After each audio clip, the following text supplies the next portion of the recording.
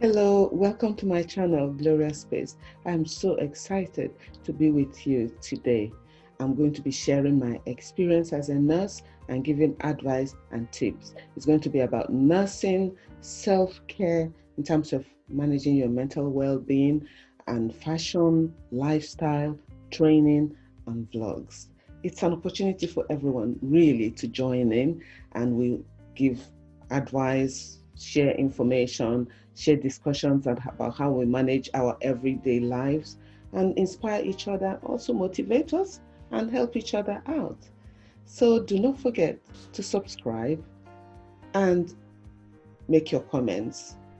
Thank you very much. So let's get started. My name is Gloria. I've been a nurse for over 16 years. I have managed services, mental health services in the community. I've also been a clinical lead.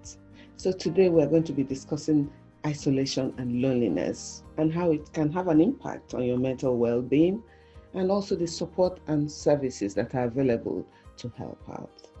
Okay, so I'm going to put on my glasses and head on to share my screen with you. Right. Okay. The topic is how to look after your mental health and well-being, so managing your isolation and loneliness. So this is to give an overview of what we're going to discuss and just to talk about highlighting the impact on mental well-being, and we're going to focus on loneliness and symptoms of low mood. We're going to provide practical suggestions on how to manage isolation and loneliness and the support and resources that are available. So we'll start by saying, what is isolation? Who can be isolated? What can you do if you're feeling lonely or isolated? And the support services that are available. The audience, like I said before, is for everyone really who has ever felt isolated or been lonely or experiencing low mood. It's also for friends and family of people who are feeling isolated, and carers as well, or any healthcare staff, multidisciplinary team, trainee nurses, trainee doctors, OT, social workers, psychologists, everybody really. It's very important for every one of us to know what is happening if somebody is isolated and lonely, and how we can help. So what is loneliness? What is isolation? Isolation is the condition of being alone or feeling unhappy. We have people, we have the Cambridge English Dictionary who and Public Health England, who has described what isolation is. And isolation can mean different things to different people. It can be separation from a family and friends, especially during this pandemic, the COVID. It has really highlighted the meaning of somebody being isolated and lonely and how it can impact on our lives. So who can be isolated? Anybody can be isolated. Groups of 18 to 22, 65 and above, 35 to 45, teenagers. This is all about research that has shown that these groups can be isolated. And isolation can happen depending on variables in your life, such as bereavement. We'll get to that in the next couple of slides. So we'll aim in this video to give practical advice, which can really help. So this is the impact on mental health and your well-being. It can cause low mood, it can cause loneliness, anxiety, depression, Alzheimer's, dementia, and behavior changes in people. Some people can start overspending. Online shopping during the COVID has really, really gone up. And it's a good thing, but overspending, again, behaviors like that, if you cannot afford it, it becomes a problem. Aggression, people, there's a lot about domestic violence, about people being aggressive to younger children, their partners, and just generally being violent because they're isolated, they're in one place together. There's also self-harming behaviors such as excessive alcohol intake, drug use, and some people, unfortunately, have suicidal ideation. When they are lonely, they have suicidal thoughts of harming themselves. And in as much as the mental health side, we have the physical side of it. It can have an impact on physical health. Some people can overeat when you're at home, which happens to most of us really. Some people have heart disease, high blood pressure, obesity, low immune system. So all those things can happen. Those are the impact on mental health and well-being. And as well as the Public Health England has also said that it affects, they confirm what we're saying, that it affects physical health and behaviors as well. And NHS talks about depression and serious decline in physical health and well-being. What is loneliness, you may say? Loneliness is quite subjective. It can be lack of social contact, lack of emotional contact with people, lack of affection, because you may stay with people and still feel lonely. If the person is not giving you affection, this can happen to children, teenagers, adults, older adults. When you lack affection, you feel lonely in yourself. That lack of closeness is missing. Lack of fulfillment in relationship. People are in relationship, but some of them feel lonely inside. They feel withdrawn, isolated, and lonely simply because there isn't fulfillment in that relationship. There's a lot of research about loneliness and isolation. People aged 16 to 24, they've reported experiencing loneliness. People aged 65, 74, and 75 onwards have said the same thing. They feel lonely often and very often. And young people are the loneliest age group. That's another research by Manchester University. Office of National Statistics as well have found that younger people aged 16 and over reported feeling lonely more often. And 1 in 20 people and 16% of adults felt lonely sometimes and 24% occasionally. So there is an issue there that loneliness is evident, that people feel quite lonely. And unfortunately, younger people feel the most lonely, which is worrying. Women are more open than men. I think it's generally known that women are more open than men in discussing loneliness. Men are quite reluctant about opening up their feelings. I think sometimes I feel that it's that image, that macho, manly. If you open up, you're not manly. But it's not right. I think people should open up, because it does help a lot of people when you open up. Somebody's concerned for you, your family is concerned for you, your general practitioner GP will be concerned to help. The whole idea at the end of the day is to support and help you. So opening up can really help in reducing that feeling of loneliness. A campaign to end loneliness, it can be felt by people of all ages, but as we get older, risk factors that might lead to loneliness begin to increase. Loss of family members, loss of partners, and physical health problems, all those things can contribute. So what are the causes of loneliness? Bullying is one of the causes of loneliness, especially for teenagers in school. It happens a lot. There's been a lot on the internet. There's been a lot being read about it. A lot of evidence that bullying for teenagers it really does cause loneliness and withdrawal into themselves. So living alone too with physical health problems, like I said before, can cause loneliness, especially if you don't have people around, you're not able to get out, you're not able to join your social community that you would have before. It can cause loneliness. Abusive relationship, like I was saying before, domestic abuse, it can cause loneliness. It really, really is important that we speak out when somebody is being abused. Low self-esteem, social isolation, social anxiety, all those causes loneliness. If you're unable to go out into the public, you feel anxious when going out in a social environment. That's social anxiety, and you may feel lonely because you become isolated if you don't take that step to go out. Bereavement, especially singles, widows, older adults, lockdown due to COVID, like I said, it's highlighted a lot about loneliness, about isolation, and I hope something will be done about it by the by the government, because being lonely is not the best thing. But we have to be cognizant of the fact that we need to be isolated during this period for our own safety as well and for our own well-being. Moving to a new area with no friends can cause loneliness. Lots of job can also cause loneliness.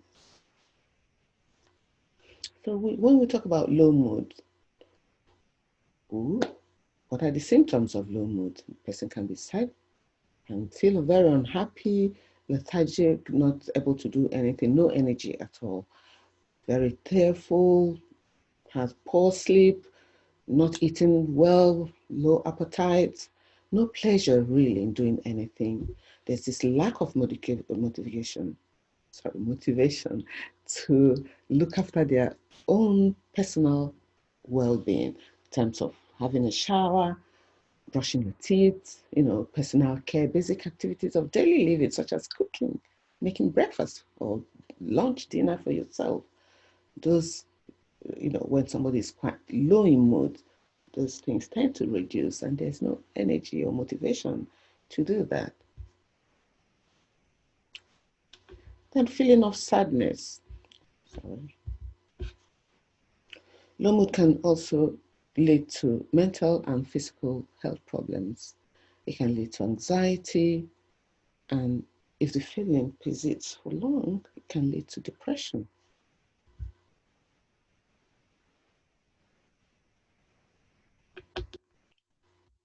So everyone is different and have their strengths and weaknesses. So when we talk about practical suggestions and advice, we try and look at the person as a whole, what feels right for you, what you're able to do and cope with, then you build it from there. In all this, communication is always key. It's good to talk to your trusted family and friends. It may be difficult to pick up the phone and call somebody, but it's very important that you do so. You have to be strong and take one day at a time and make the move. And don't wait for your family and friends to call you. It may be difficult, one step at a time is always key. If you look at your interests, sometimes the interest that we have really does help when we are feeling lonely. You look at if you like baking, sewing, reading, going for a walk, doing yoga, relaxation like exercise, things that you couldn't do before, like going to the theater, but you can make your own theater at home, watching TV, and you can learn a new skill. You have to have that inner strength just to try as much as possible to get those motivations started, doing little things one step at a time. The energy is always sapped during low mood and loneliness, but if you start planning one day at a time, keeping a journal, writing things down, for instance, that can help. When you have this journal, you write about your thoughts, how you're feeling that day and what you did about it, because those things that you did, and if you succeeded in getting out of your shell, it will help you when you write them down. So that when you feel like that again, you go to where you wrote them down, look at it, and do the same thing. We call that coping strategy, things that help you get through life. It happens to every one of us, really. I've had times when I was feeling low, and I just knew that I had to do something to get out of it. I got up, wrote a journal. I still have my journal because sometimes I go through it and look at the time I was feeling low, what I did, and the times that I felt good. So it's a good thing to have. So looking after yourself is extremely important. Getting enough sleep, eating well, eating healthily, it's important. You keep active, go for a walk if you can, do some gardening, do yoga. If you can do aerobics, yes, that is fine for you. And for those people who are bedbound, for instance, or who are able to get out, you can do some hand, wrist exercise, just one thing, everything for somebody. You can dance, you can sing, just something to get your body moving. It's quite important that you do that. YouTube is amazing. There's no exercise you cannot find on YouTube. If you can join the gym, at least the gym is open now, fair enough. If you cannot afford the gym, because some of them really, hold you to contracts, look for those that don't hold you to contract. It's a place to socialize. If you can't, like I said, YouTube, there are a lot of channels that you can. That's what I do. I do have a gym membership, but I don't have those ones that are contracted. But I use YouTube a lot for my gym membership, for my exercise. So these are some of the exercises that you can do or activities that you can get involved with: running, painting, baking, learning a new skill, yoga, and connecting with your friends. Pick up the phone and call your friends. Don't wait for them. I know it's tough, but you can.